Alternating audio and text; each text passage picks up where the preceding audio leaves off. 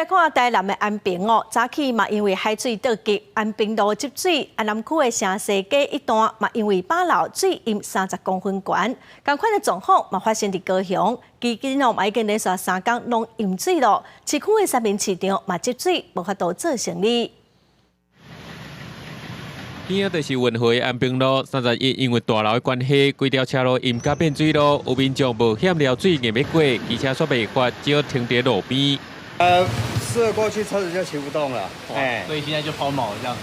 哎，自己排除啊。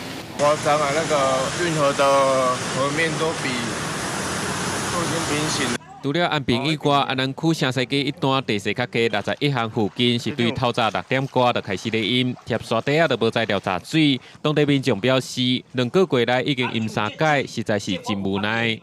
7月第2啊淹3遍嘛，啊，这个第严重，这水专门冻起，海水若地热敢若冻起，啊，迄个上甲抽水，安尼有效呢，读书也无效。下昼我要去上班呢，车要我骑车无。 跳过来都叛逆的，我真没有劲。第一个方式就是说，防止这个坏水再倒灌进来。那目前我们有真积极的在做这些这个绞型的一个抽水设备了哈。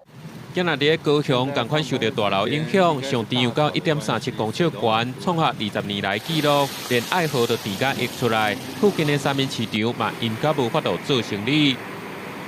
本来无遐济啦，本来阮。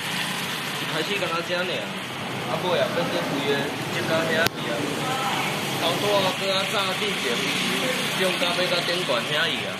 过来基顶是淹水淹到第3天，杜尊山附近是淹到要10公分悬。头前的某一间租车店内底电动脚踏车电池导火，直直呛烟。一大阵消防赶到现场，是赶紧摕破坏器材、撩水来拍火。